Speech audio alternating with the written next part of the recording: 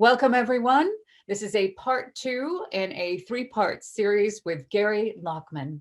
Gary Lachman is the author of many books about consciousness, mysticism, metaphysics, culture, and the Western esoteric tradition, including The Return of the Holy Russia, Dark Star Rising, Magic and Power in the Age of Trump. Dark Star Rising, of course, in the age of Trump, Lost Knowledge of the Imagination, and Beyond the Robot, the Life and Work of Colin Wilson. His work has been translated into more than a dozen languages, and he also writes for several journals in the US, UK, and Europe, and gives lectures around the world. Now, from the 1970s, you could hear him chunking out familiar tunes behind his bass guitar, as he was a founding member of the pop rock group Blondie. And in 2006, he was inducted into the Rock and Roll Hall of Fame. Tonight, we are honored to have Gary return for the second episode of this three-part series here with us at the Theosophical Society headquarters in London, England. Tonight is Esoteric Renaissance and Underworld. Now, this is based on his book. A lot of folks have been taking notes. Let's buy the book. The book is The Secret Teachers of the Western World. And if you'd like to get a hold of Gary, you can visit him at garylachman.co.uk. You can also get the book there. And if you'd like to follow him on Twitter, please do at twitter.com/Gary Lachman. He's also on Facebook, Gary Lachman. Ladies and gentlemen, please give a warm welcome to the one, the only, Gary. Oh my God. Thank you, God. If only you were my agent back then. In the old days. Well, thank you very much. And everyone who was at the previous lecture.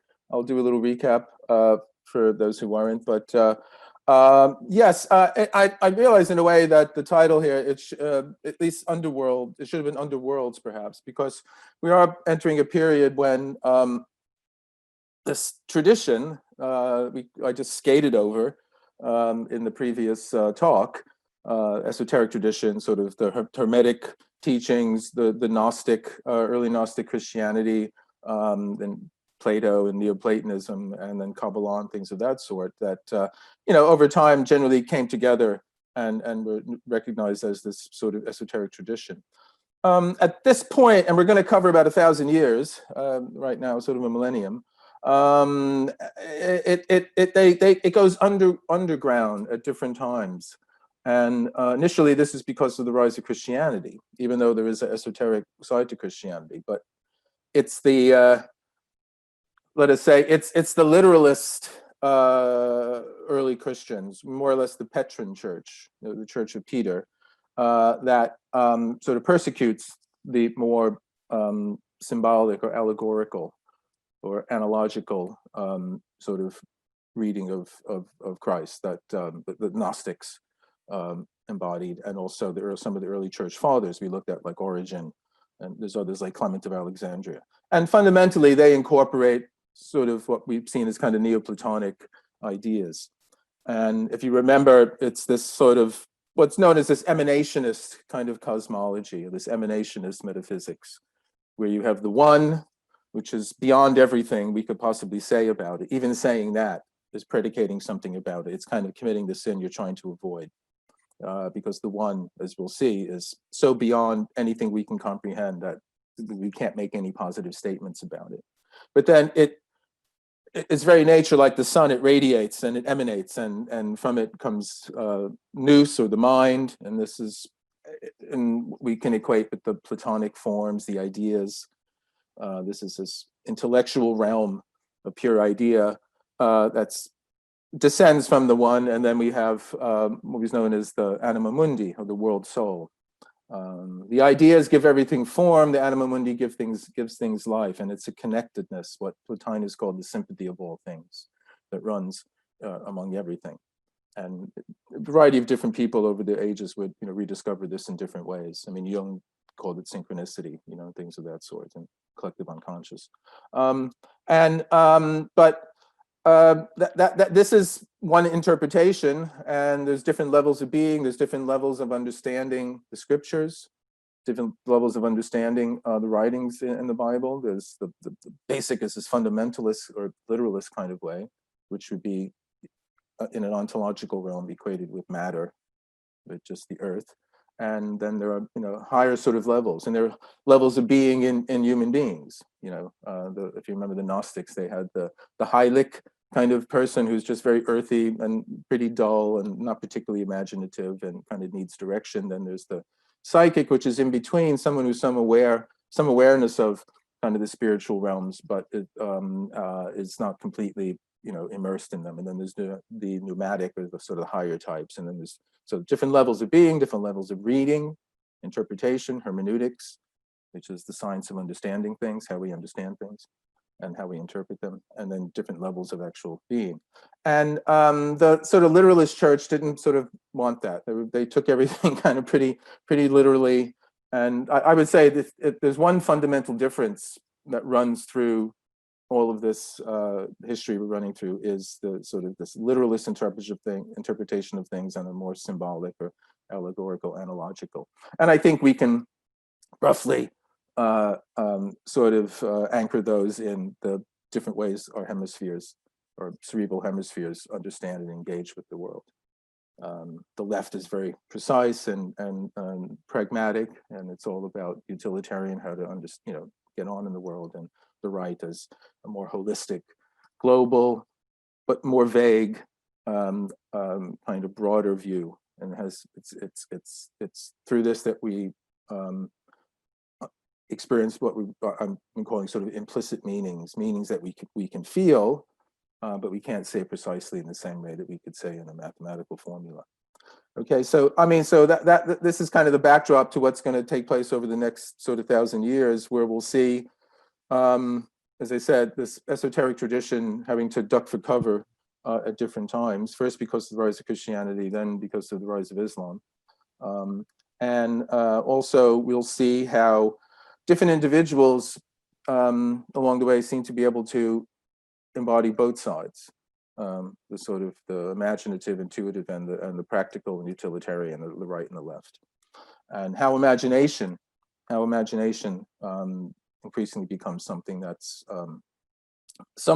it's a faculty that we don't understand it in the same way that people I'll be talking about did. Now, some of you may have attended a talk I gave some time ago at the Theosophical Society about a book of mine called The Lost Knowledge of the Imagination, which is kind of it takes up this theme from secret teachers and carries it on. So what I have here, though, is like at the end of the pagan time, we left off with poor Hypatia being assassinated in Alexandria by Christian zealots who are kind of egged on by Cyril, who's the patriarch of Alexandria at the time. This is about 419 AD. And in a way, that's not quite the end of the pagan world, but it sort of marks the beginning of the end. And this picture over here I have is of someone we don't really know who he is. And it's supposed to be a painting of a fellow that we've come to know as Dionysius the Areopagite. But he's not really that. We call him that because he was thought to be the Athenian that St. Paul converts. I forget which one of the books that's in. And then he was confused with St. Dionysius, who is sort of the founding saint of France. So we don't know who this person is. So he's a very secret teacher. And but why he's important is that he was one of the last students at the Platonic Academy. And he was a Christian, but he was also a student of the Neoplatonic teachings and the Platonic teachings, that were still being taught there until 529, when the Platonic Academy is closed by Justinian I. And his teacher was Damascius, who was one of the last teachers. And there's many reasons why Dionysius the Areopagite is important, but one of the central reasons is that he salvaged this Neoplatonic kind of view, this emanationist view of things, and blended it with the Christian cosmology. So he's responsible for the kind of Christian celestial hierarchy of the seraphim and cherubim, dominions and thrones that I have in the middle there. And if you remember, some of the diagrams from the earlier talk, again, it's this kind of descending, also ascending, because it's, the what do you want to call it? The sacred, the divine descends into this, creates this material world we are in. We participate in that divine energy, that sacred energy, divine spark, whatever you want to call it. But we're sunk in matter. That's the drama. But there's a way to get back. And what Dionysius the Areopagite does in several of his books, the divine names, mystical theology, celestial hierarchy, ecclesiastical hierarchy. Ecclesiastical in the sense that it's an expression of as above, so below. So in this kind of descent of stages of being, or the angelic hierarchy, is mirrored in the hierarchy of the church. It's mirrored in, the Pope and, the other offices of the church that descend. So there's a celestial, spiritual, divine hierarchy, and then there's this earthly one in the form of the church. And but he's also responsible for what we've come to know as negative theology. And what I mean by it's not bad what I mean by negative theology, but it's rooted in what I was saying earlier, that the divine God is so beyond anything that humans could predicate of it, so beyond our comprehension, that we can't say any positive things about it. And this is mirrored in other traditions as well. In the Hindu tradition, you have neti neti, which is not this, not that. In Mahayana Buddhism, you have the sunyata, which is the void, the nothingness. In the Gnostic tradition, there's a realm called the pleroma. And again, this is an undifferentiated, unmanifest realm of being, out of which we emerge from this. We become differentiated beings, individual separate beings out of this. But at the root of things, at the source of things, it's this undifferentiated one. So you have this kind of notion. And so you have what we will know as the via negativa, the way, the negative way.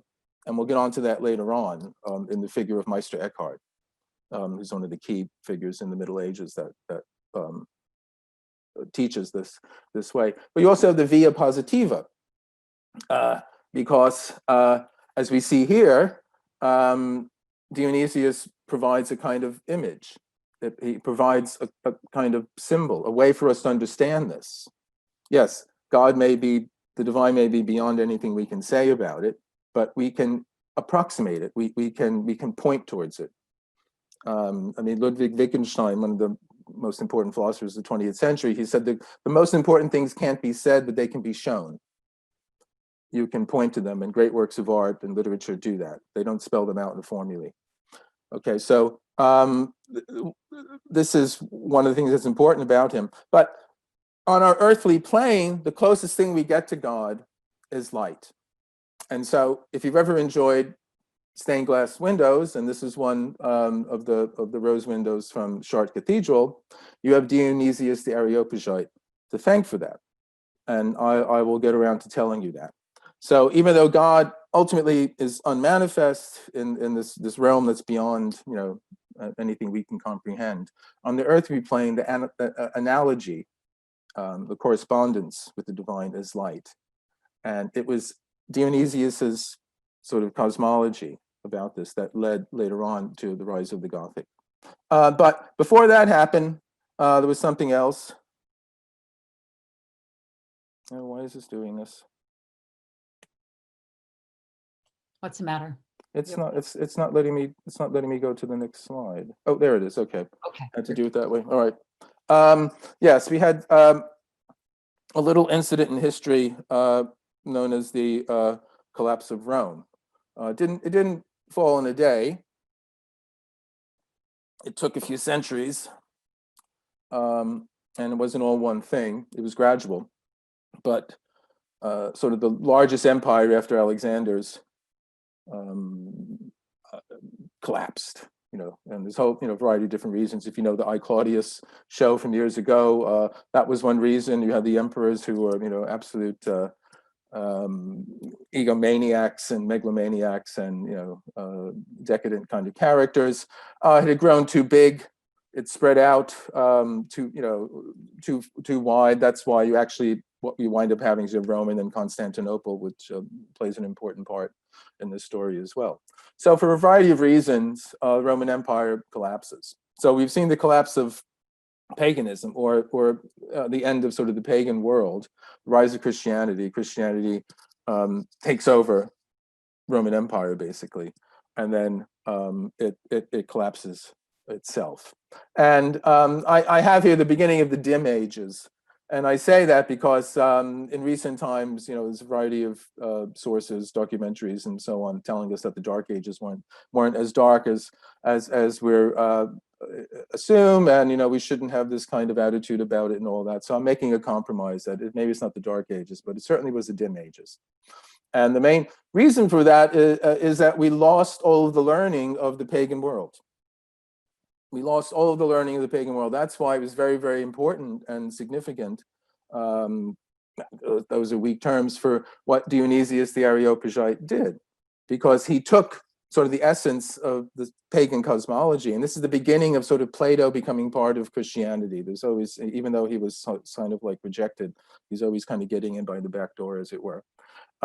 So yes, the pagan world is over. There's some vestiges of it left, but and then the Roman Empire is, I guess, perhaps even though it's Christian by that time, that's like the final sign that the pagan world is over, and it collapses. But the essence of the philosophy, the vision, the cosmology doesn't die away. And what happens is that along when the collapse is going on, you have the rise of the monastic orders, the Benedictine order.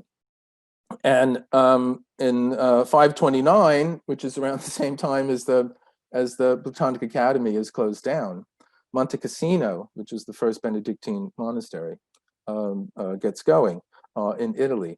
And it's dedicated to the principle of ora et labora, prayer and work, which is fundamentally kind of the essence of most monastic kind of orders, whatever, whether they're Christian or Buddhist or any other form. And it was through these small sort of enclaves of monks that what was left, what could be salvaged, what could be saved of the ancient pagan philosophies of the Greek world, basically. What could be saved was saved there. And there's some this gentleman on the end right here is Rodney Collin. He was a student of P.D. Uspensky, and he argues in a very interesting book called The Theory of Celestial Influence that the Benedictine order and some of the other monastic orders at this time had been started by esoteric schools.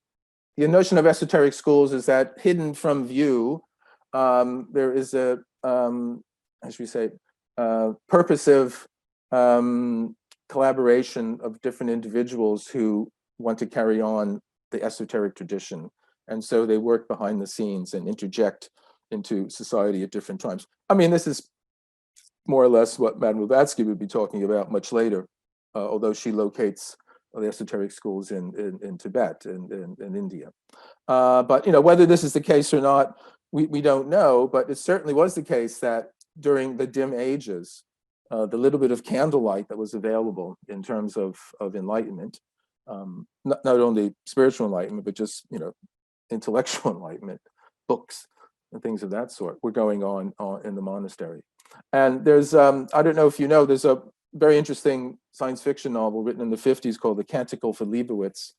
And the reason I mention it is that it's based on the idea that in a dystopian future, like another Dark Ages or dim ages when learning will be wiped out, there are small monastic orders appearing in Texas in the United States.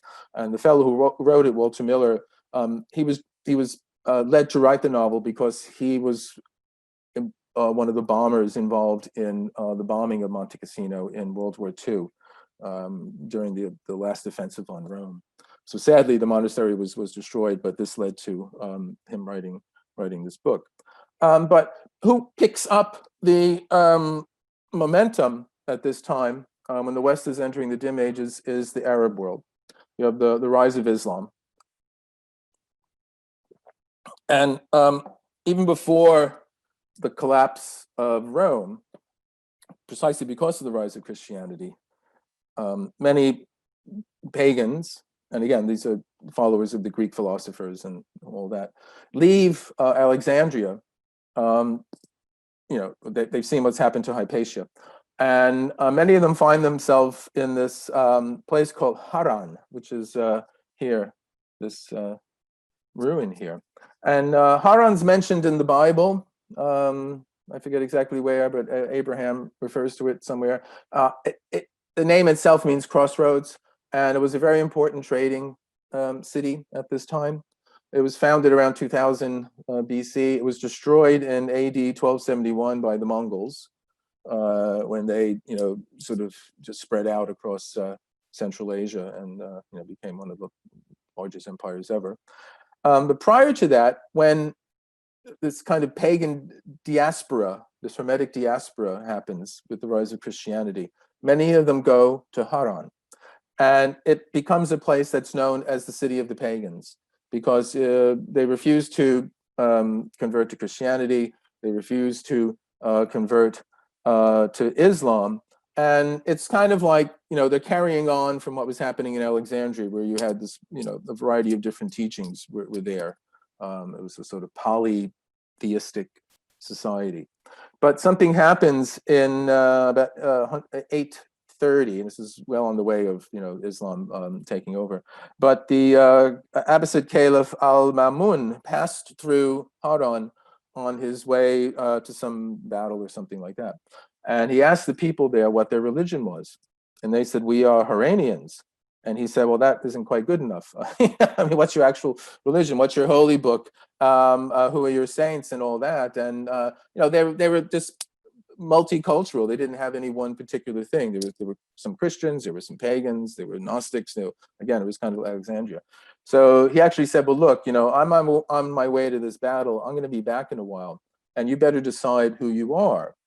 Because you unless you're a religion of somebody in the book, Christian, Muslim, Jew, and there's a handful of other sort of religions that are mentioned in the book. Unless you pick one of those and are one of those, I'm sadly going to have to slaughter you. So he gave them a chance, and they conferred with a Muslim jurist, and the Muslim jurist said, you should say you were Sabians. And Sabians were a people who worshiped the angels. They worshiped them in the form of 7 planets, and this is the Hermetic, kind of chain of the planets. So each planet is an angel. And again, this is the sort of thing that Dionysius the Areopagite was doing. He's relating the Neoplatonic levels, which are the same thing as the Hermetic levels, with the Christian angelology. And they say fine, and then they take the Corpus Hermeticum as their sacred book. And this is the book of the Hermetic writings that gets lost in the dim ages and reappears later on. And so this is a point where it's okay. It's okay for you to be a follower of Hermes now. And they say Hermes Trismegistos is their sort of religious sort of figure, and he equates in the Muslim iconography with Idris. There's a figure Idris, and Idris is the same as Enoch in the Old Testament. So there are all these kind of correspondences going on. So, the Caliph comes back, he's cool, and they're okay. They're okay in Haran there. And there's more about this in my I have it on the bottom down here, my book, The Quest for Hermes Trismegistos, which opens up this this period and follows this figure of Hermes Trismegistos, who's very important here as well. But I mean, sadly, I can only touch briefly on alchemy, but it starts up in Alexandria around the same time as their Hermetic books are being written, and the Hermetists, who we don't know any of them, we don't have any of their names. We're following their teaching and all that. And it's strange because alchemy is known as the Hermetic art. And I have over here just this engraving of the Emerald Tablet of Hermes Trismegistos, which is the most famous alchemical text. But it is not a part of the Corpus Hermeticum. In fact, alchemy isn't mentioned at all in the Corpus Hermeticum. In the Corpus Hermeticum, it's all about what we can call cosmic consciousness. It's about generating these ecstatic states in which one has gnosis. one has this ecstatic knowledge of the universe and the cosmos and God. One becomes godlike. This is the central message of the Corpus Hermeticum. If you want to know God, you have to become like God. And so there's a variety of different ecstatic kind of practices where they achieve this altered state, which called Gnosis, and later people like G.R.S. Mead, who's a big figure in the Theosophical Society history, later equated with cosmic consciousness. So there's no alchemy in the actual Corpus Hermeticum, although at the time in Alexandria, Zosimus and Panopolis, who's known as the father of alchemy, visions, he does sort of mention the Corpus Hermeticum, so he's aware of it. But the actual Hermetics themselves, as far as we understand, weren't doing any kind of alchemy. The oldest version of the Emerald Tablet that we have is part of the writings of Jabir, who we know as Geber. And there's this idea that the word gibberish in English comes from his writings, which are considered to be incomprehensible, these alchemical writings, which are just crazy. So could be. I forget, there's an actual Arab, I think, derivation from Geber that has some other meaning too, which I don't remember right now. But I just have him up as one. There's many other very, very important Arab alchemists, but he's one of the most important. And he's an important figure because although he practiced alchemy and studied alchemy, alchemy is about the transmutation of metals. And in the actual chemical earliest kind of sense, it was about more or less kind of making gold, or at least making things look like gold. It later acquired its spiritual kind of significance. But he also was a student of Aristotle. And again, Plato, strangely enough, who we recognize as the father of Western philosophy, he was considered dangerous. One sense, there wasn't a lot of him available. This is one reason why it's the dim ages. But there was a lot of Aristotle. And when Alexandria fell to the Arabs, 639 or something like that, if I'm not mistaken, they took all the writings that were at the Library of Alexandria before the writings were burned. There's the perhaps apocryphal story of I can't remember the actual fellow's name, but the caliph who conquered Alexandria for Islam, and when his soldiers came to him and said, "What do we do with the books in the library of Alexandria?" He said, "Well, if they agree with the Quran, we don't need them; they're superfluous. If they disagree with the Quran, they're blasphemous, so we don't need them. So burn them to heat the soldiers' baths." So before the weary soldiers had a hot bath, a lot of the Arab sort of wise men or scholars that are around with the army, they just grabbed as much stuff as they could, and it was brought back to the Arab world. And suddenly all these translations, it was the hottest thing, the market at the time was translating these Greek texts into Arab. And so the learning from the West that got into the Arab world was mostly Aristotelian, and there's a way in which you can understand Aristotle's philosophy because he does talk about matter. Aristotle generally talks about the physical world much more than Plato does. Plato is just not really interested in it. He's interested in the higher realms, the forms, nous, the mind. Aristotle's actually interested, this is real interesting, those specimens and things like that. So it makes sense that alchemy would come out of that because it's sort of the groundwork for chemistry and understanding how matter works and all that. But I should also say that Jabir studied with the Sufis, and the Sufis are the esoteric tradition within Islam. And they're called Sufis because they wore these coarse wool garments, and the wool was called suf. So that was sort of their ascetic tradition. And I mean, fundamentally, again, it's based upon this idea of generating a state of ecstasy. We know the whirling dervishes, the Mevlevi order of dervishes. That's the most recognizable image of the Sufis for the West, but there's many other different schools, and they use music, sama, and a variety of other kind of meditative practices. The zikr is a kind of prayer, and so on. But again, it's this esoteric side, esoteric in the sense of being an inner knowing, rather than following the dogma of Islam. It's about having this actual experience. The same thing was happening in Christianity. The same thing was happening and Islam. And this was all taking place for a good time under the auspices of Harun al-Rashid, if you know from your Arabian Nights. And among many of the other things that he did is that he turned Baghdad into a kind of new Alexandria. And he started something called the House of Wisdom. It kind of was like a mini version of the Library of Alexandria, where they were collecting as many texts as possible and translating and all of this. So the ongoing knowledge, the living mind was carried on at this time by the Arab world. And one of the most important people from this time in sort of esoteric history is a fellow named Suhrawardi. And he's called that because he was born, that's where he was from, a place called Suhrawardi in northwestern Iran in the 11th century, if I'm not mistaken. And he is one of these characters who exemplifies a combination of the two sides, the two different ways of knowing the world. We call the scientific or left brain, and sort of intuitive in the right brain. And again, at the time, this meant that he was a student. He studied Aristotle, as well as he participated in Sufi practices and studied this Hermetic Neoplatonic tradition.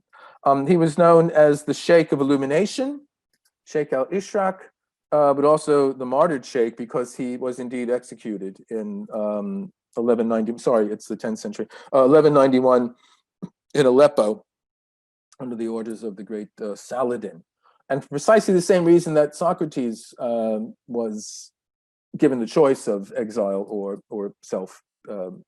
self-execution, because he was accused of corrupting the young. He was a philosopher. He was basically asking people to think rather than just follow the dogma, the rules, and all that. And he attempted to revive a philosophy prior to Islam, a sort of Persian philosophy, ancient pre-Islamic Persian philosophy of light that is in this tradition of the Neoplatonic kind of descent that we've been talking about, this kind of ladder of being. And he speaks of a theme that's going to carry on throughout this talk, and then the rest of the tradition that we're talking about here. This kind of initiatic chain, this chain of adepts, and this teaching is handed down from adept to adept. I mean, it's kind of the guru chela in the Eastern tradition, not quite the same thing, but it's teacher and student. And there's this notion that this revelation, or this what will later be called the Prisca Theologia, or the primal theology, or the fundamental revelation about man's place in the cosmos in relation to the divine. This will be handed down.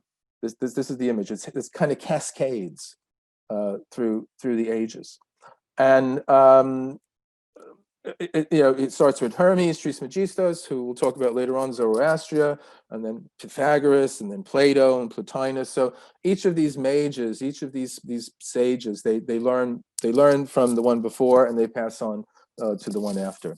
And an idea behind this too is this essential unity of all the religions, of all the faiths, of all the teachings. There's a fundamental core herb revelation that radiates out later on in kind of more specific forms of it in the different religions, but they all share this kind of fundamental sort of thing. And like many of the secret teachers I talk about in this book, he went on an initiatory journey in search of knowledge, in quest of knowledge. Many of these people, that's what they do. They take to the high road, and they're doing this on foot most of the time. So when you think about that, it's rather remarkable. And he met Sufi masters, and he studied with Aristotelian philosophers, and he studied with others. And again, he was trying to bring the two things together.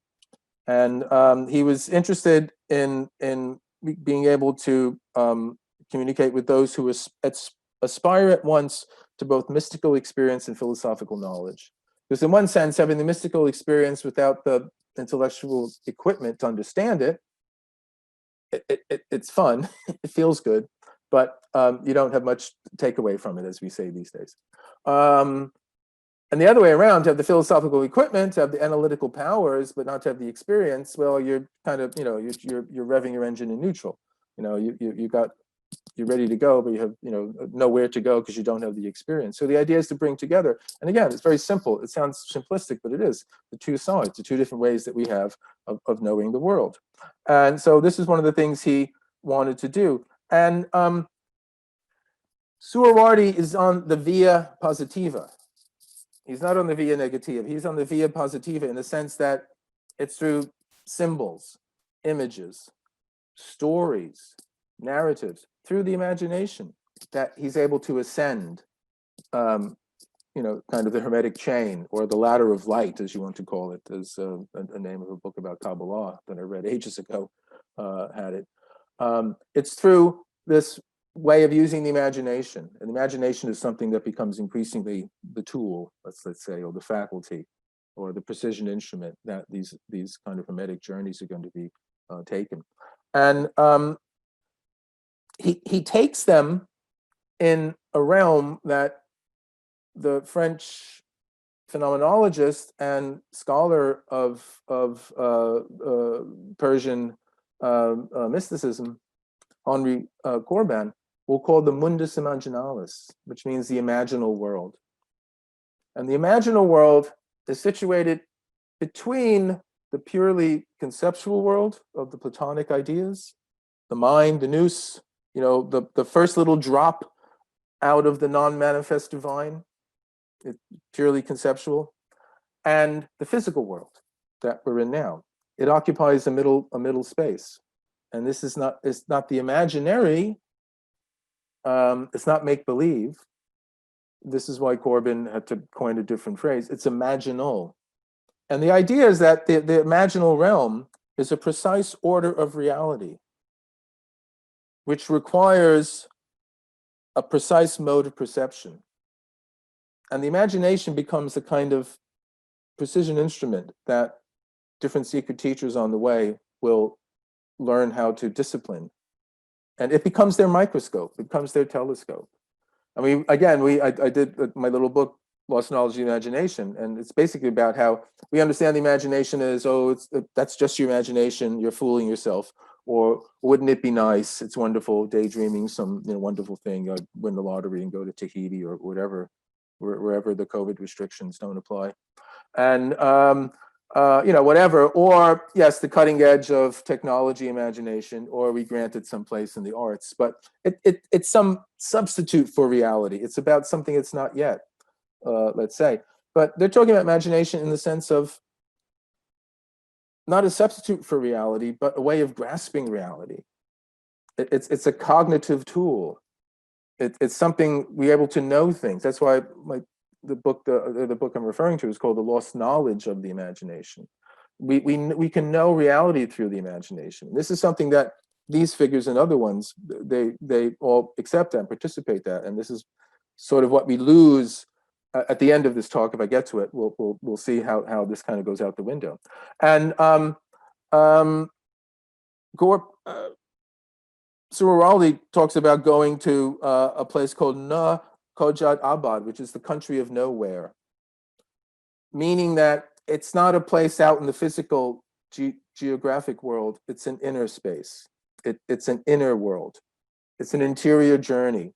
So he makes the journey up through the planets, but in his terms, it's the journey, it's the sort of the trek up to Mount Kaf. Mount Kaf is this kind of symbolic mountain that the inner voyager has to sort of climb to the top of, and it represents, as you get to the top, you sort of divest yourself of denser layers of matter and things of that sort. So again, it's another version of the return back to the nous.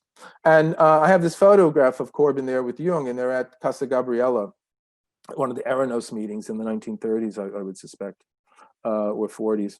And I had the great good fortune some years ago to actually spend an afternoon there.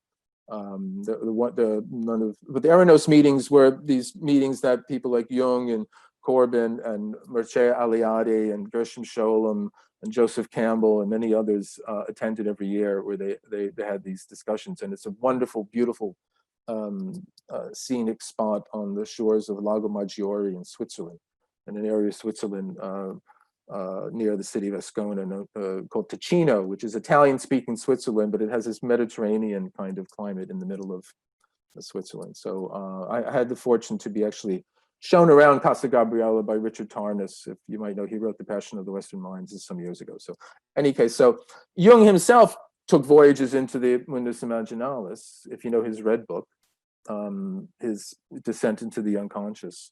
So I have him there because he too was able to find a way to go into this inner world.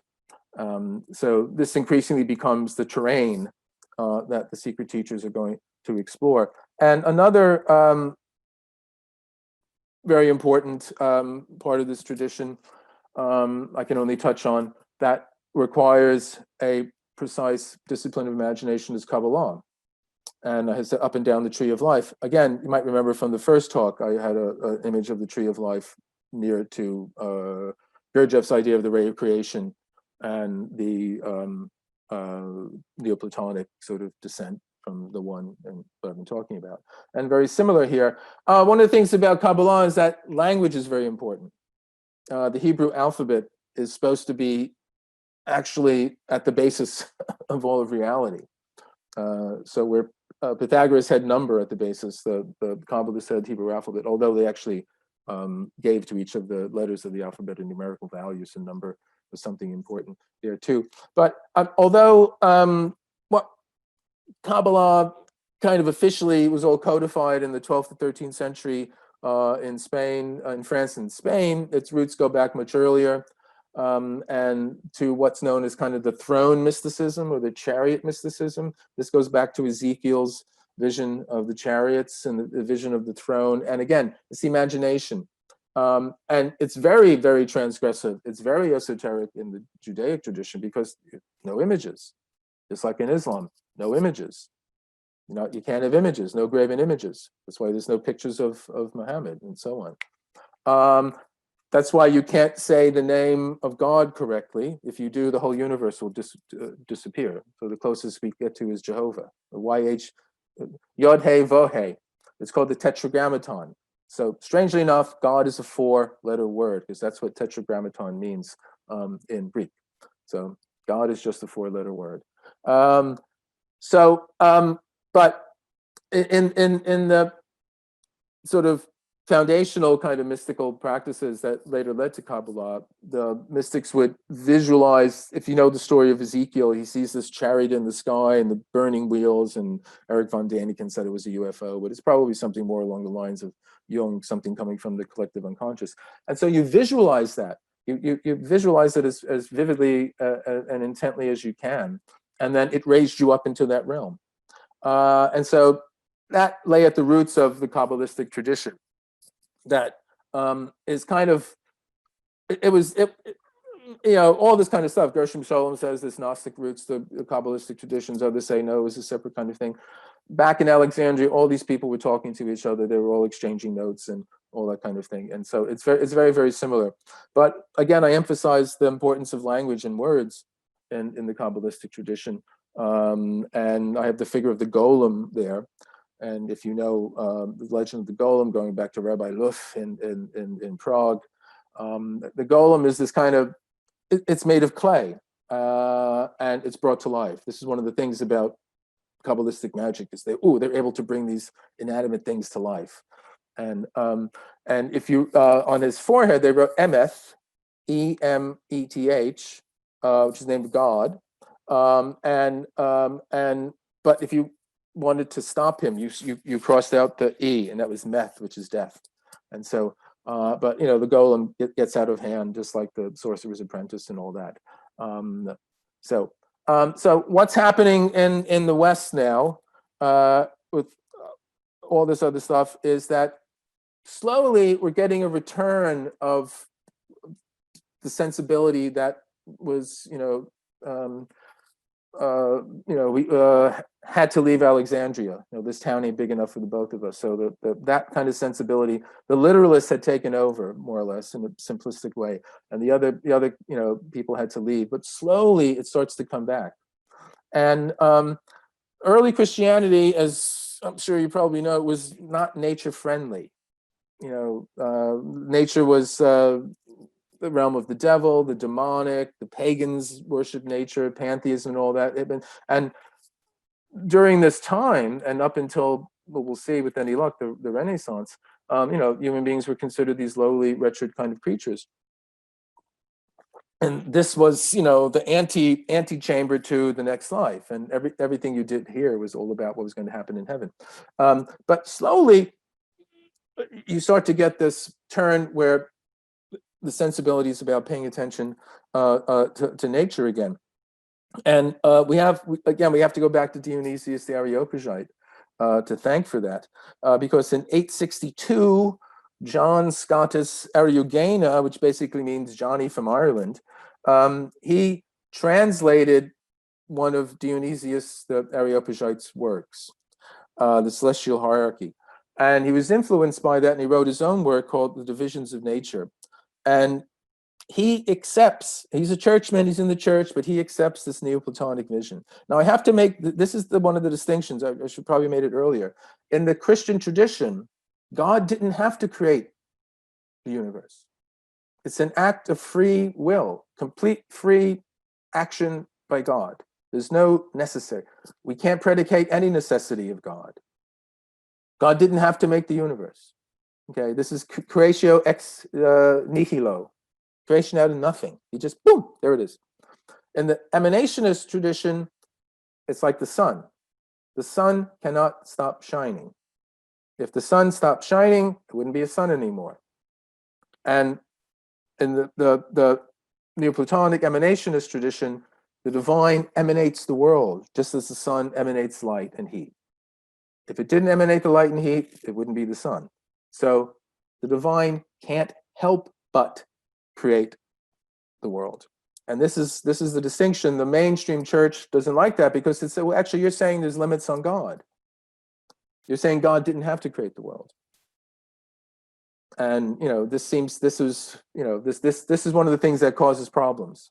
Those who are prone to the Greek way of looking at, they just say, well, actually, it just doesn't make sense.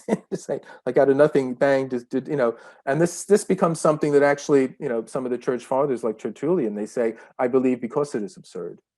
And later in the 19th century, Kierkegaard, one of the fathers of existentialism, the whole notion of absurd leap of faith. You believe because it's absurd. You don't believe because reason had led you to believe, then it wouldn't be true faith.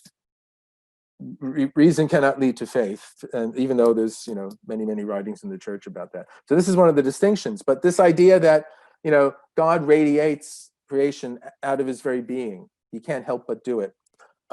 This is something that John Scotus Eriugena brings back in, and he says we can see evidence of this in the natural world. And he starts talking about God's manifest theophanies. A theophany is a showing of the divine. It's the divine becoming present. And so he's saying we can see this. We can see this in the structure of flowers and things of that kind of stuff.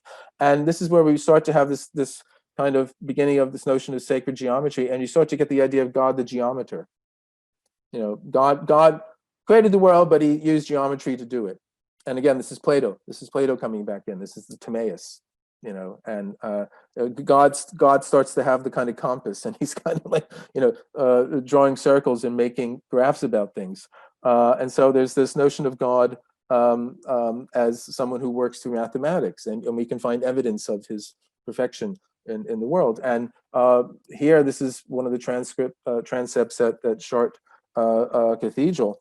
And this is one of the places where evidence of sacred geometry, evidence of alchemical, esoteric kind of meaning in the Gothic cathedrals is sort of the prime suspect here. There's a whole kind of book of hidden knowledge written in stone in Chartres. If you know the book called The Mystery of the Cathedrals by Fulcanelli, that was a pseudonym anyway, and it's talking about that.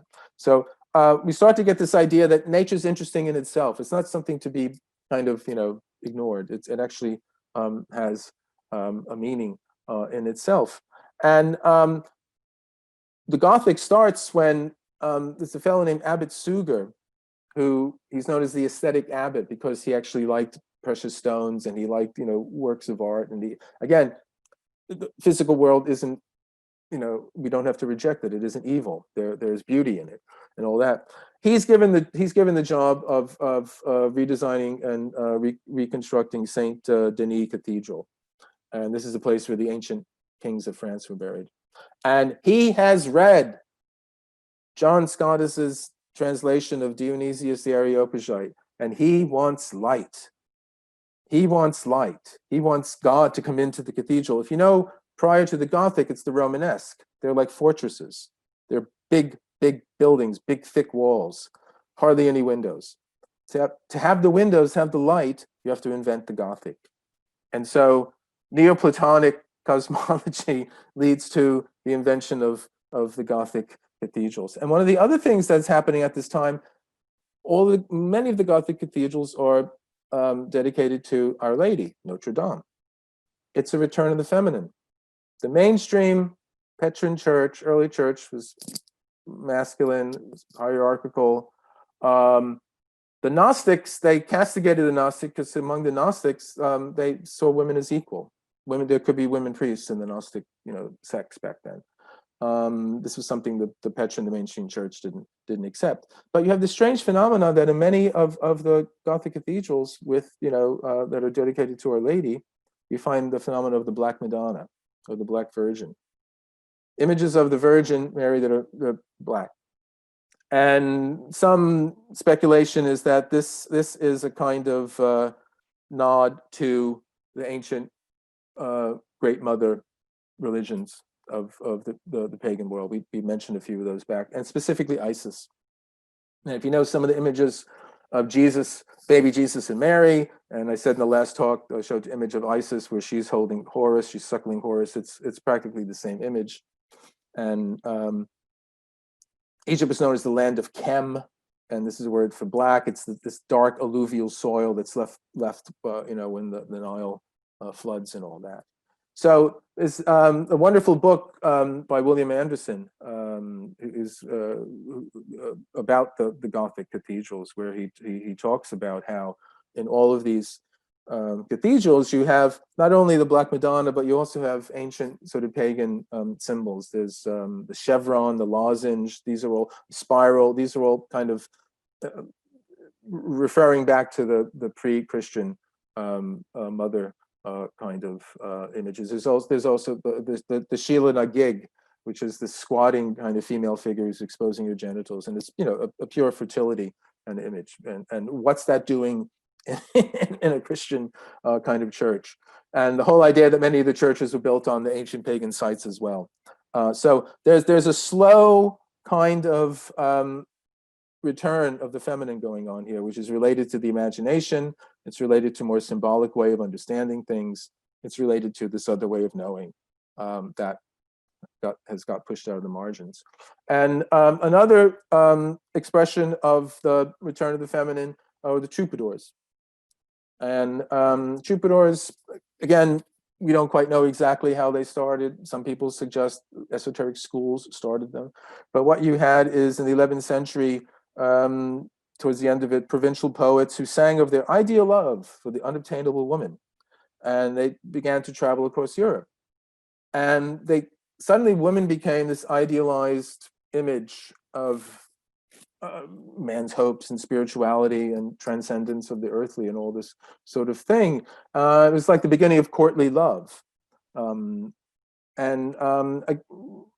It's a way in which the feminine was returned, and actually the way the feminine was understood by the troubadours was the complete opposite of how it was in the official church, because men were dominant, women were subservient. Yet this was the other way around. William of Poitiers, who was one of the first troubadours, he saw women as saviors. He said, "By her alone I shall be saved." More than Jesus, he's going to be saved by the love of a good woman.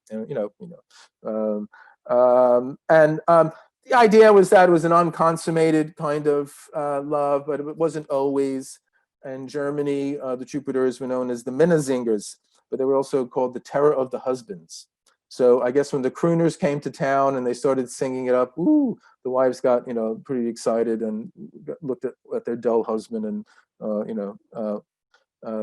whenever went after it. And if you know Wagner's opera Tannhäuser, it's all about the troubadours as well. And there's some speculation that the troubadours were linked to the Cathars, and that's why I have the name Pure Ones up here. The Cathars were a Christian sect that starts up in the early 1200s or late 1100s. I call them the Pure Ones because Cathar goes back to the Greek word catharsis, and we know the word catharsis. It's a purging. It's you get rid of all this stuff and you make yourself clean and pure. And ideological, if not historical, links to the Gnostics, and they their area of influence was in the Languedoc, if you know this part of south of France, the wonderful wine country. And I have a picture at the bottom here of Mount Ségur. This is down in the same area. It's the same area as Holy Blood, Holy Grail. If you know that part of France, I visited there many years ago, and it's actually quite remarkable. This was like one of the last strongholds of the Gnostics, and there's sadly a tragic massacre there in 1244, where 225 high priests of the Cathar sect refused to leave, and they went singing to the flames. And some Cathars up here, and it was known as the Albigensian Crusade. It's actually the beginning of the Crusades, and it's called the Albigensian Crusade because it started up in the bishopric of Albi in France. And what it was is that there were priests within the official church who were teaching this other doctrine, this dualistic doctrine, the Gnostic doctrine, the sense that the material world is evil. The God of the Bible, Jehovah of the Old Testament, he's not the real God.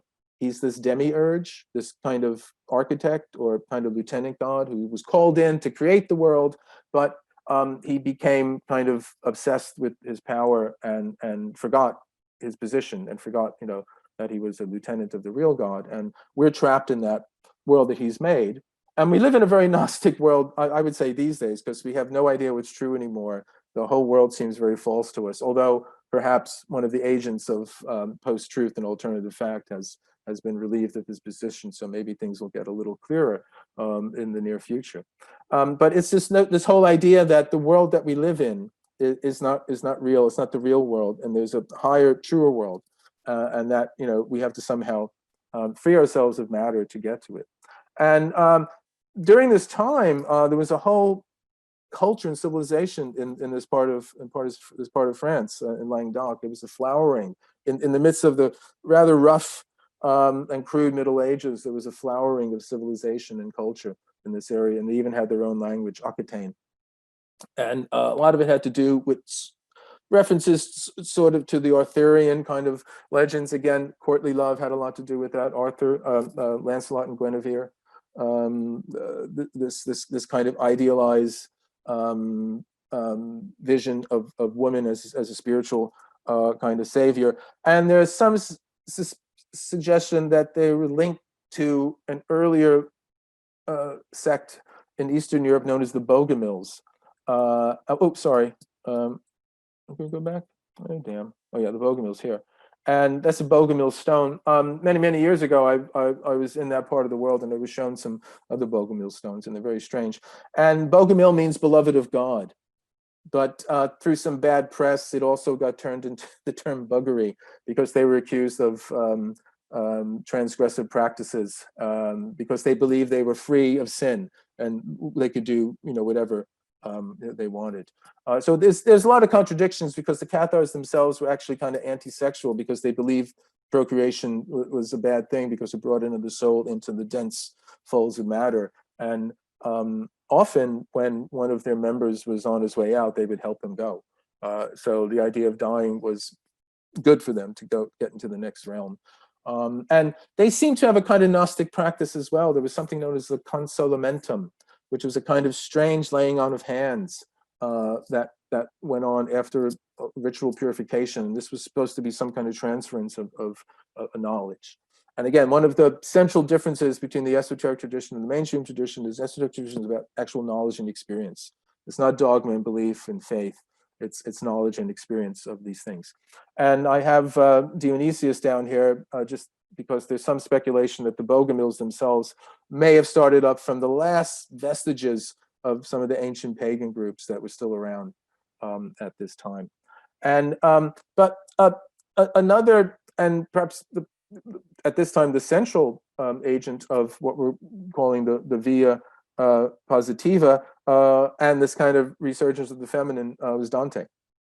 And this picture of Dante, and there's a painting by another Dante, Dante Gabriele Rossetti, the pre-Raphaelite painter in the 19th century. He was named Dante because his father was a Dante fanatic, and his father wrote books about Dante and about all the political machinations that Dante was involved in at the time and all that.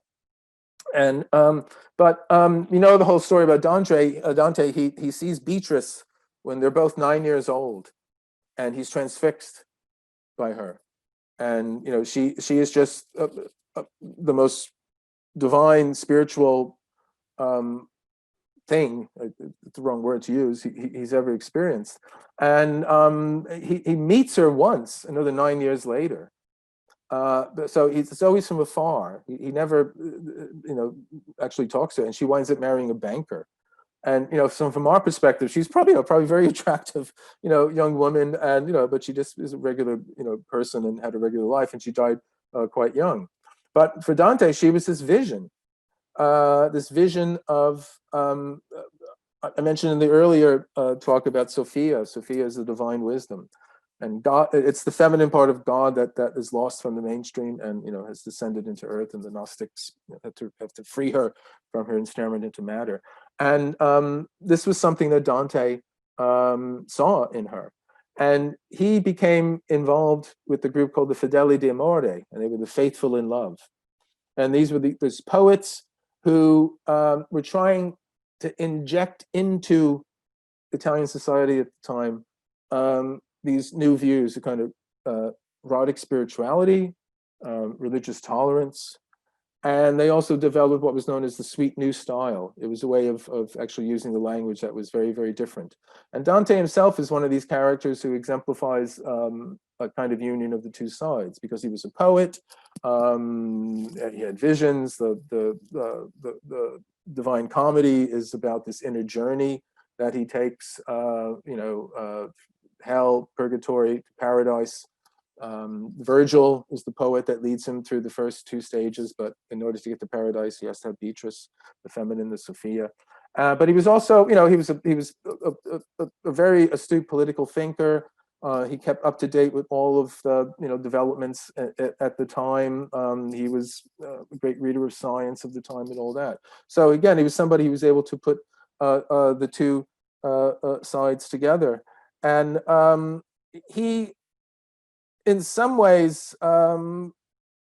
exemplifies what I say in my book, in Secret Teachers, is that he exemplifies what E. McGilchrist talks about, the relation between the two sides of the brain, where they ideally it should work in a system of checks and balances.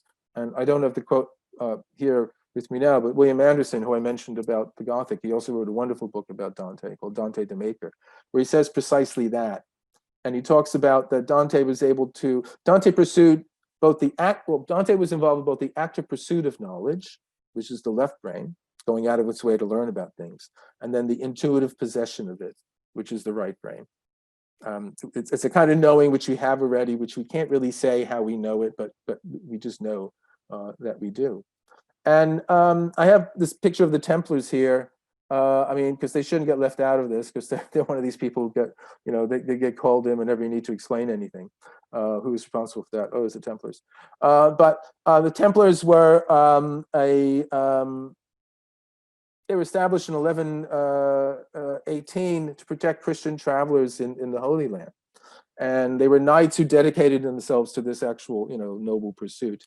But they gradually became more and more powerful and more wealthy. They're actually one of the first bankers in Europe. And after the end of the Crusades, and they returned to Europe, people didn't know what to do with them because they were very powerful. It was like an army. They were a very powerful army with lots of money, and they didn't quite know what to do with them. And so in the long run, they were these trumped up charges by French King Philip IV and the Pope Clement VII were charges of heresy against them because they were supposed to become heretics while in the East. And there's all these stories about how they learned certain Eastern practices of, ecstatic, meditative states and things of that sort, and it's encoded in some of the Templar literature. But there's links between what Dante was sort of doing and the Templars, and the Templars, the final trials of the Templars are going on at the same time. They were contemporary with Dante in 1314. And just on the over here, this is just an example. This is Dante's vision of the world, the terrain that he moves through in the comedy. And just you can see very simply that it relates very clearly to image from Dionysius the Areopagite and the other kind of systems of this kind of descent and all that. But so after talking quite a bit about the via positiva, the other side of this, the via negativa, this is the negative theology. And this is exemplified by Meister Eckhart. And he's the polar opposite of Dante. Dante creates an entire cosmos in order to, express his vision of the journey to the divine. Meister Eckhart says, make yourself empty. That's why I have the empty glass down here. You have to empty yourself out. This is a process in the Eastern Church known as kenosis, where you get rid of everything that's in the way of God, turning up. You're hoping for the presence of God, and you must get rid of everything that's in the way of that taking place. And I said before, it's not negative in the sense of something bad. It just means that we have to get rid of all of our thoughts or ideas or expectations or assumptions of what God might be like, or the experience of God might be like, and create a quiet space within ourselves in order for that to happen. I mean, this just seems like meditation 101 now. But back then, it was a very dangerous thing to do, especially if you're within the church. And Meister Eckhart was someone who had a wonderful career in the church. He rose to prominence within it. He was very influential in groups known as the Beguines. They were female lay religious figures. They weren't actually part of the church. They didn't become nuns. They didn't become part of the convent. But again, it was a return of feminine women joining together who had a devout passion for religion, and he was brought in. Not only was he brought in to sort of bring order to several Dominican houses at the time. Dominicans were the one of the other brotherhoods that were involved with the monasteries and learning. But he was asked to organize many of the women, the secular women religious groups, and he got into trouble for that because the church was, even though it brought the Virgin in to supposedly, it was recognizing the threat from the troubadours and the Cathars and their kind of emphasis on the feminine. So forces within the church decided, okay, we need our own kind of feminine in here. But they wanted to keep it down at the same time. So Clement the Fifth, who was the same one who outlawed the Templars, he tried to suppress the Beguines, and Eckhart got into trouble with that. And there was a great wave of secular mysticism at this time, in the sense that there was a religious devotion that was outside the church. Because the church was increasingly becoming more dogmatic, more material, more secular itself, in the sense that it was becoming more powerful within the actual kind of political world, and it didn't have the kind of rich, inspiring kind of religious sense that it had at an earlier time. And variety of figures within the church recognized this and were trying to compensate for that, and Eckhart was one of them. But a woman who's Marguerite of Porretta, she was burned at the stake in Paris in 1310. So it was it was very dicey to do this, but Eckhart preached the equality of the sexes. He also preached union with God. God and I are one. God needs me as much as I need him. And I have there, the eye through which I see God is the same eye through which God sees me. My eye and God's eye are one eye, one seeing, one knowing, one love. I mean, this is something that we just find on the internet now. You know, there's T-shirts that say this. But back then, this was absolutely radical and transgressive, because you have these very literal-minded people in the hierarchy of the church who, you know, given the benefit of the doubt, they feel they have a great burden. They have to have this mass of people out there. They have to somehow save them, you know, their own idea of what that means. And so this just seems completely dangerous, because it's taking people away from the true path. You know, if we start to follow you, who knows where we're going to go. Eckhart was actually branded a heretic, and charges were brought against him, but he died before he was actually brought to trial for that. But was very influential, not only within, you know, Christian mysticism, as was an anonymous work called The Cloud of Unknowing at the time. He also influenced very much the German philosopher Martin Heidegger in the 20th century, who's, you know, one of the giants of existentialism. But in his later work, Heidegger refers to Eckhart a lot with his notion of Gelassenheit, which is a German term for letting go. You let go of it. It's a way of emptying. So you can live the kenotic path in a literal sense and live and take the vow of poverty. But in your inner world, you can let go of attachments, of identifications, of, you know, debts, you know, whatever that people owe you in some inner kind of way, and all that. So there's a continuous kind of influence from this notion of negative theology in contemporary world. So I've got to quickly move through this. I get the feeling like I'm kind of running out. Oh my God, I just lost my notes here. But talking about here is Petrarch climbs a mountain. And Petrarch is the Latin Italian poet number 2. He's like the second one after Dante. And he had his own divine feminine as well in Laura. But among the many things that he's important for is that in 1336, he did something that no one else did before, apparently. He climbed a mountain in order to see the view. He went out of his way to climb a mountain in order to see the view. We go out of our way now to do this, or we would if we weren't, you know, hemmed in by the COVID restrictions. But you know, this was something that was radical at the time, and he tells a story in this letter that he wrote called "The Ascent of Mount Ventoux," which is here, and it basically means windy mountain, and it's known today because it's part of the Tour de France. So people cycle past it all the time. But back in 1336, he climbed it. And he tells a story of this peasant farmer saying, no, don't go there. There's only evil and horror and terror and all this kind. You never know. Oh, don't. You're out of your mind. And he decided to go. And this is the beginning of, at least for Gene Gebser, if you remember, I talk about him in the first talk. This is the real beginning of the space age for Gene Gebser. Because up until then, human beings didn't have the sense of space. Didn't have the sense of sort of vast horizons extending, or as Richard Feynman said, infinite in all direction. The world was much more like this. The world was much more close up to us. And this is important for many reasons, but I'll just talk about 2. One is that it's the beginning of a different orientation to nature. Nature, again, we had it, you know, 500 years earlier, you know, but again, nature was something that people put up with or dealt with. It was the whole idea of the wilderness was something that, you know, you don't go to the wilderness, you get away from the wilderness as much as you possibly can. You know, even as late as the late 18th century, or the middle 18th century, Dr. Johnson, who's the famous English man of letters, he went on a celebrated trip to Scotland with his biographer, James Boswell, and he's complaining about the lakes. He's complaining about the mountains. The coach has to go around these lakes. My God, it takes forever. And they have to go around this mountain. People today go out of their way to go there. Nature was a nice, you know, like Versailles, you know, a topiary.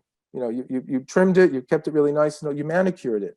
But wild, you know, strange, sublime nature was something, you know, people didn't go to. So it happens at the tail end of the 18th century with Wordsworth and Coleridge publishing the lyrical ballads, where they're singing the praises of nature as the source of beauty and spiritual satisfaction and transfiguration, where before people wanted to get away from it. The Petrarch kind of starts the tourist industry, or the nature tourist industry, because he's the first one to go up to the top of the hill and look out. And he's terrified, because he's a good Christian. He's terrified by what he sees. And it's a real pull between the old world. Here we can see, I just pulled a medieval painting. It's flat. It's flat. And things are, the size of things is determined by their importance, their significance, their symbolic importance. But down here, and this isn't the best example, but I thought I would use it because it had the lines coming out. This is Raphael's School of Athens. And in the middle, we have, Plato and Aristotle right there. And then radiating out from them is their perspective. It's the viewer's perspective. So it's not a symbolic rendering. It's a naturalistic reproduction of how we actually see the world. So with this going up to the top of the mountain, Gebser is saying we entered what he calls the perspectival world. And this is we become more part of the physical world out there, the world that the left brain is mapping out in this kind of way. So it's losing its symbolic kind of value, and it frees us up. Our apron strings are cut. This is the point where Gebser is saying we're cut off from origin, more or less completely. And this is the beginning of the deficient mode of the mental rational structure. And Steiner says something similar, and Ian McGilchrist, who I also talk about in the other talk, he says something similar. So it's a remarkable period. It's one of these great shifts in human consciousness, like the axial age, when we left the mythological way of seeing the world, entered the mental. This is one where sort of the mental way of seeing the world in terms of mapping it out has reached a kind of apex. And shortly after this, shortly after this turns of a century, we have another very important moment in this kind of secret history of the West. And this is when this gentleman here, Gemistos Plethon, Plethon is a nickname he got because of his interest in Plato. He is this Byzantine sort of philosopher. He's not a churchman, but he's a wise man, a great thinker, a logician. And in the West had experienced the dim ages, but the East didn't. In the Eastern Church, in Constantinople, in the Byzantine Empire, the Greek classics were still available. So Plato was still available. Much of the ancient, teaching that was lost in the West was still available there. And there is what happens is that in 1438 to 1445 is what's known as the Council of Ferrara in Florence. And this is an attempt to wed the two churches, Rome and Constantinople. There was the fall of Rome, but the Eastern Empire was still solid and together. So Constantinople hadn't fallen yet. It was about to the Turks. And that was why this council came about. It was an attempt to reunite the two churches, to get aid from the West in order to help Constantinople against the Turks. The Turk was at the door. Okay. And Gemistos Plethon was sent by the Byzantine Empire to this council in order to, argue on behalf of the Byzantine Church for help. And while he was there, he had no interest in theological disputes, but while he was there, he entertained himself and other people there by giving lectures on Plato, because he read Plato. Plato was strange to these people. They didn't have Plato. He was dangerous. He was dangerous because he offered an alternative to the actual church. Aristotle was fine because he didn't talk about these high kind of matters, the nous and the mind and all that. He was basically kind of down to earth, and they used his logic. But Plato was dangerous. But he talked about Plato, but he also talked about Zoroaster, who was the great founder of Zoroastrianism in Persia back in the Axial Age. And he was very fond of a collection of writings known as the Chaldean Oracles that were supposedly written by Zoroaster, but later scholarship realized it wasn't. They were written in Rome in the 200s. But they're another kind of prophetic, ecstatic text with visionary insights into the nature of the divine and human and cosmos and all that. But in it, he also talks about, and this is a picture of Zoroaster there. He too talks about this great chain of adepts, this notion of, one teacher handing down to the next and next, that I mentioned with Suhrawardi. And he talks about something called the Prisca Theologia, which is the primal theology. And this is this fundamental revelation about the nature of things that was given to man in the ancient times. And it's at the source of all religions. And it'll later become the source of what we, in our time, we know as the perennial philosophy. They're slightly different. The Prisca Theologia is a fundamental revelation. Perennial philosophy is a truth that's true all the time. I tend to call it the evergreen philosophy rather than the philosophy, because it's always fresh when you realize it. And someone who was very, very influenced and inspired by the talks that Demetrius Pleston was giving. And incidentally, you probably know that the great union between the churches didn't happen. And actually, Constantinople fell to the Turks, and that leads us to the next bit of the story. But Cosimo de' Medici was a great power broker in Florence, where the council was going on. He was quite taken with what Demetrius Pleston had to say. And he was a reader. He was a scholarly man. He wanted to read all of Plato that was available, before he died. And what he decided to do was reestablish the Platonic Academy. So he started his own Platonic Academy. And he set up in it this fellow here, Marsilio Ficino, who was a young Greek scholar. There weren't too many around there. I mean, Greek in the sense that he knew Greek. He put him up in the hills of the Correggio and established this new Platonic Academy. And he gave him the task of, here's all these Platonic texts that came. I recently got them. And the reason why he recently got these things is because when Constantinople fell to the Turks, all these intellectuals or learned wise men left the city, and they were selling their library in order to fuel their escape. So all these books got on the market. And Cosimo de' Medici had a book scout out in the East, and he was scooping up all these texts that weren't available in the West at cut rate prices, because the guys were, they needed to sell it in order to, get out of Dodge, as it were. And so he gave Marsilio Ficino all these texts to translate from Plato. But then he said, hold on, wait, put Plato on the back burner, because I've got something else. My book scout just brought me something else. And it was the Corpus Hermeticum. These are the texts that were supposedly written by Hermes Trismegistos. And he was believed to be a real person. He was believed to be a real person who existed back in the antediluvian days, back before Moses. He taught Moses. He taught Plato. He's more important than Plato. So Marsilio Ficino was told to translate the Corpus Hermeticum. And he did. And among other things, it was a enormous influence on the Renaissance. This is only one example here, Botticelli's Primavera. But it's filled with symbols and talismans and sigils of astrological influence that are based on Ficino's translations of the Corpus Hermeticum, because along with it being these kind of ecstatic texts about how to throw yourself into cosmic consciousness, there's also all these texts about magic and about the relationship as above, so below, the relationship between the stars and life on Earth, astrology. And the very word influence, which we have now, comes from this time.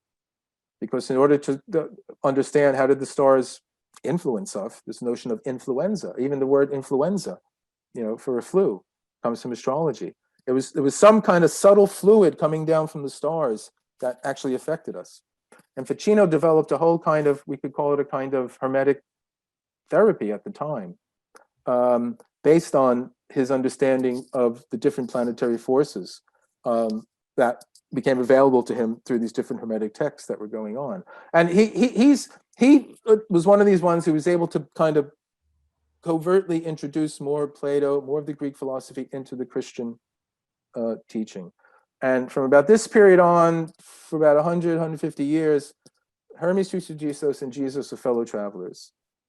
Hermes Trismegistos is seen as a precursor to Christ.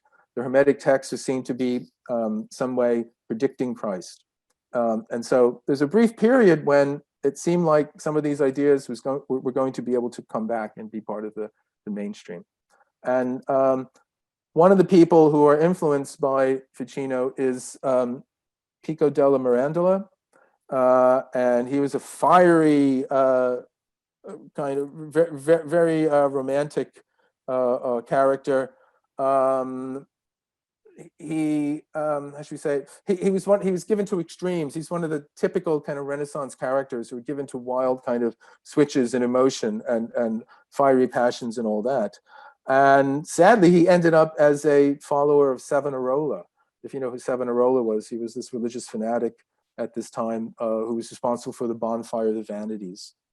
So there was a sudden revulsion of the via positiva and this whole notion of human beings being able to create, great works or in any way trying to rival God as creators. This was considered sinful.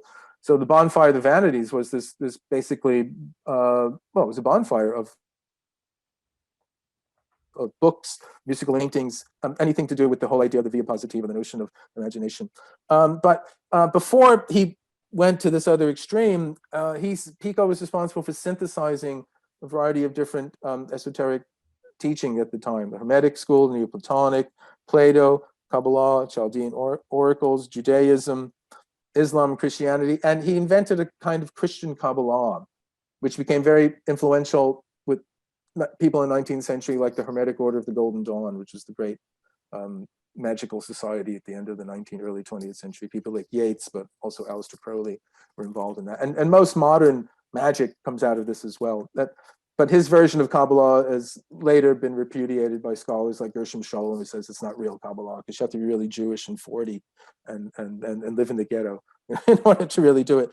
But one of the other things that Pico's very famous for is he gave this oration on the dignity of man. Choose the Pharisee himself, because he was, again, they were interested in trying to incorporate some of the Hermetic things, but Pico went too far because where Marsilio Ficino restricted himself to sort of natural magic, being able to use kind of the natural forces out there, the stars, knowing different plants, different colors, creating this kind of therapy. So if you were like him, too Saturnian, because most philosophers are, you needed to compensate that by surrounding yourself with more Venusian and Jovian, so Venus and Jupiter kind of influences, so different colors, different music, different foods, these would compensate for that. So this was okay, the church thought, but Pico went, up there to the archetypal forces of the generative forces of the universe, the Kabbalah and the Sephiroth and all this kind of thing. And he increasingly saw man as divine. And the whole notion of the dignity of man would have been completely outrageous in the Middle Ages, because we were wretched, sinful creatures who were just getting through this life now in order to be judged and go to heaven or hell. And he's talking about how we can be godlike now. So that was a bit too much, and he was, hauled on the carpet for that. And he died quite young. And another who followed them was Giordano Bruno, who even went further than Pico, in that he tried to actually resurrect the ancient Egyptian religion. And he was burned at the stake in 1600 in the Campo de' Fiori in Rome, ostensibly because of his advocacy of the Copernican, heliocentric view of the universe, of the solar system. But it was really because he believed in the idea of an infinite universe, of infinite worlds. So there wasn't this nice closed-in realm, the old Ptolemaic view of the universe, which was mirrored in Dante's vision there. We have the earth, and then you have the different celestial spheres. We're kind of in the center. Like in America, there used to be these things called a Tootsie Pop. And so it was like a hard candy, and the middle of it was a chocolate center. So we're kind of the chocolate center, and then there's this hard candy of these different crystalline spheres around us, and that's the nice, neat little universe. And Giordano Bruno is saying, no, this infinite, the universe just extends in infinite in all directions, and there's other inhabitable worlds. So he was, had a very, very modern vision. And he was another fiery character. So these Renaissance figures, Galileo's another one, fiery characters, they refuse to back down and all this kind of thing, and it usually leads to their own downfall. And he refused to retract his views, but he's also very important because he developed, or he rediscovered the ancient art of memory. again, it's the imagination. See, what he practiced was being able to visualize these different sigils. A sigil is a kind of magical sign or kind of drawing that is charged with different energies, to planets or gods or astrological signs, and for different magical purposes. And he rediscovered this ancient art of memory. The ancient orators, when they had to give a speech, they developed this mnemonic system in which they would visualize themselves walking through a kind of gallery, and the different rooms they entered would remind them of the different parts of the speech they had to give. And I mean, when we read about the amount that they were able to memorize, it's incredible, when we think about ourselves today. And he was able to reinvent this or rediscover it and develop it. And he had this incredible power of memory. And the whole idea was to imprint on your own imagination as vividly as possible these planetary sigils, and then you'd be able to invoke these forces and powers. Unfortunately, it didn't work very well for him, because in the end he was executed. But one of the things that happened at this time is the fall of Hermes Trismegistus.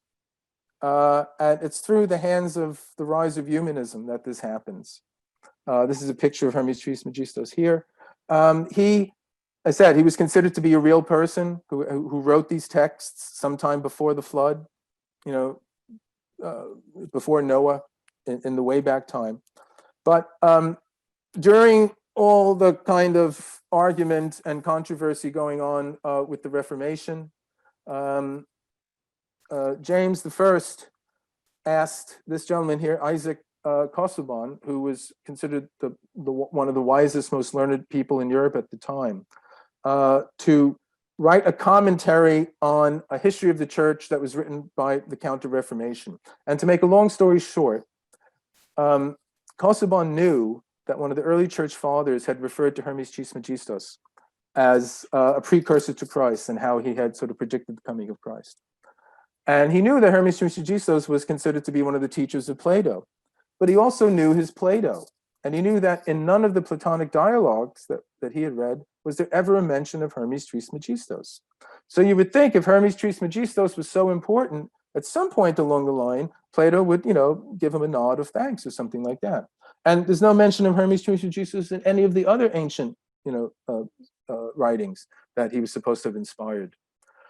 So Casaubon, being a very diligent and pedantic scholar, he checked the Greek that the Corpus Hermeticum was written in, and he realized this was a Greek of the Alexandrian time. It was not a Greek that was the common language in the time when Plato was writing his dialogues.